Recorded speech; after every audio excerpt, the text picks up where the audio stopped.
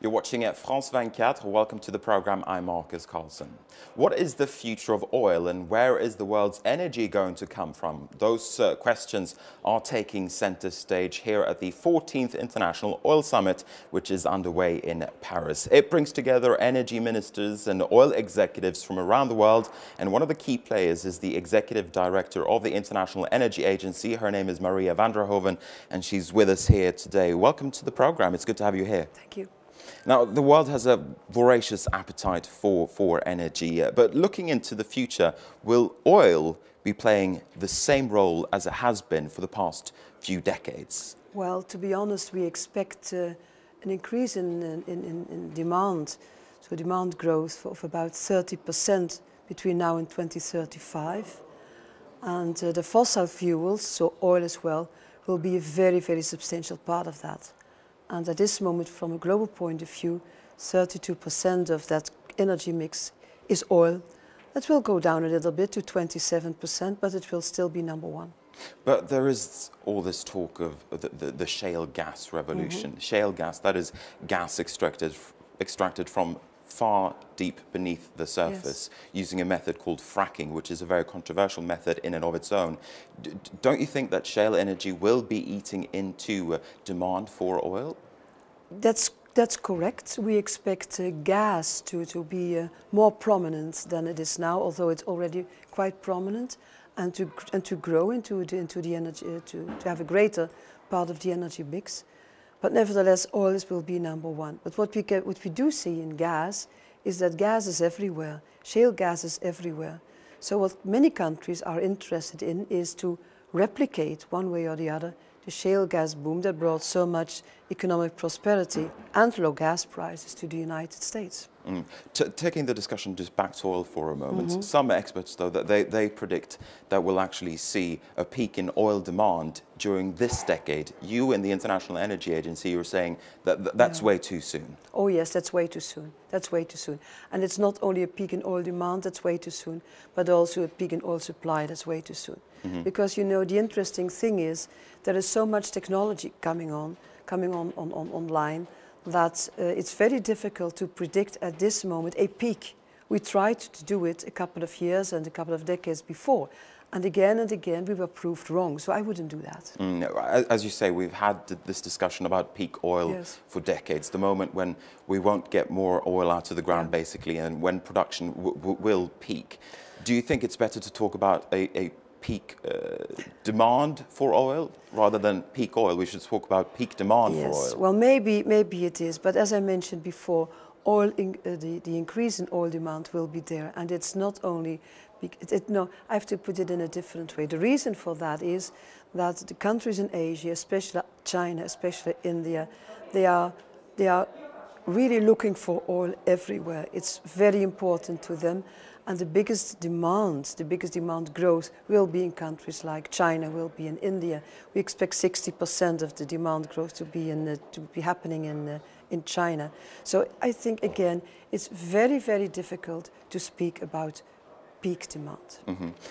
What will happen to energy prices, seeing the growing demand in emerging markets like India, mm-hmm, like China? Do you foresee that they'll keep going up, or will natural gas, as it comes online, will it be able to sort of answer the supply side of things and make sure that the demand doesn't peak massively and prices with that? Well, the interesting thing about gas is that there are also quite some other things, interesting things about gas. For instance, the use of gas in chemical industry, the use of gas in transport instead of oil. So that is one of the things I would like to mention. And the second thing is, what we can see is that unconventional oil like light tight oil is coming to the market as well.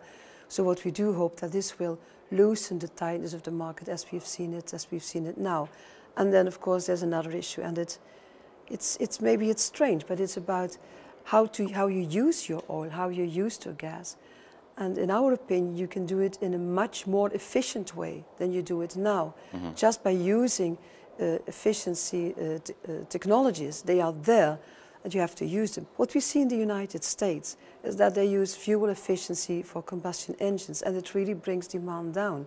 So this will happen everywhere as well. And if it really goes to fly, this efficiency issue, it will halve the demand growth, and that will be very important, we think. A barrel of oil is currently trading between $90 a barrel and $100. Are you comfortable with those kind of price levels? Well, what means comfortable? What we can see is that when you have price levels high for a long time, that it endangers the recovery of your economy, especially in, for instance, the emerging countries where imports bill are rising sky high. So that's one of the issues. The other thing is when prices are high like that for a long time, it encourages companies, countries to look for alternatives, and this is what we can see happening as well. Mm-hmm. Now, who are the winners and losers in this game looking ahead? You and the International Energy Agency, you forecast that the United States will be the #1 oil producer in the world by 2020. So I suppose the United States should be seen as a winner in the energy game looking ahead. But what other countries? Oh yes, they'll be the winner for the time being, because it's a rebound of their production. We have seen a huge oil and gas production in the United States some decades ago, and then it went down and down. And what we can see now, there is a rebound of the oil and gas production, but it's only temporary, especially for oil. So the question is what will happen after 2020? And then it will flatten. It will flatten and then go down again. But for the time, they are a winner. And they are first movers, so that's also very important. First movers when it comes to shale oil and gas? First, yes, exactly. And then the question is, what can other countries do?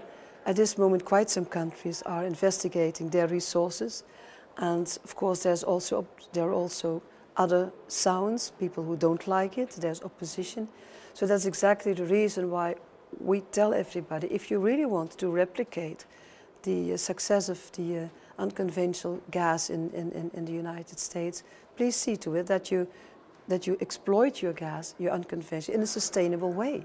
And that means that you have to answer all these concerns about water, about fracking, about environmental issues as well. And you have to engage the public. And that's something I think is very, very important. So that's why we are working on golden rules for the golden age of gas. Because of the concerns you just mentioned there, France has effectively frozen shale gas development in this country. Do you think that's been a mistake? It's up to France to decide on that, but what I do know is that their import bills on gas are quite high. And the other thing is, we saw the situation in the UK, where at the beginning there was this ban on the issue of shale gas. Now the ban is gone and they are discussing it. We can see the situation in Poland, where there are huge resources of unconventional gas, of shale gas, where they at this moment are working on it so that they can go ahead. We can see it in Ukraine. But of course it's up to a country to decide on that. It's not something that can be decided by anybody else. It's up to France. Now, as attention has turned to natural gas, shale gas and shale oil, do you think that attention is turning away from renewable energies? Oh no, definitely not. There is not that risk? No. What we can see at this moment, that is the interest for renewables and the investments in renewables are growing. Although we have to admit that they need policy support in money and policy support in a stable investment climate. That's necessary. But as I mentioned before, high prices give also opportunities for renewables. And what we can see is a growth in wind, a growth in solar. We can see it all over the world, but especially in Europe. What countries are taking the lead when it comes to renewable energy? That's difficult to answer, because when you see, for instance, in other countries outside Europe, there's Brazil taking a lead in wind, with they have a new system of reverse auctioning that makes it possible not to have any subsidies anymore. We can see huge investments in solar in, for instance, Saudi Arabia and in the United Arab Emirates. We can see huge investments in wind and solar in China, and in geothermal, for instance, in Australia and Indonesia. So everybody is looking also into these renewable options to find them and to make them profitable. But it is still fairly expensive. It still is fairly expensive, but it's not evenly expensive everywhere. When you don't have a lot of solar, well, then it will be very expensive when you want to have more solar energy. But when you do have a lot of wind, it's much less expensive and it will be competitive as it is in Brazil. Just here towards the end, I want to talk a little bit about coal. It's a very dirty fuel, so to speak. It emits a lot of carbon when you burn it. Well, it's the dirtiest fuel we have. Let's be honest about it. What's going to happen with that type of fuel then? The interesting thing is that where in the United States coal is pushed out of the market because of this cheap gas, we at this moment see a renaissance of coal in Europe, where this cheap coal pushes gas out of the market in power generation. That's what I'm talking about. And what we also mentioned in our midterm coal market report is that the world is using more and more coal, even when it's being less in China, but in India, but still the growth figures are there. And if it goes on like that, we expect the world to burn about 1.2 billion tons of coal more in 2035. That's a lot of coal. That's a lot of coal.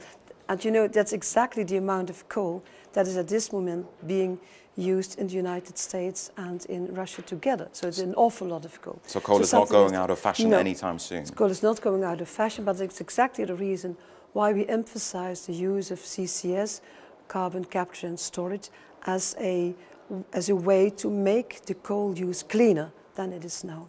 All right, Maria van der Hoeven, unfortunately we have run out of time. Thank you very much once again for speaking to us here at the 14th International Oil Summit.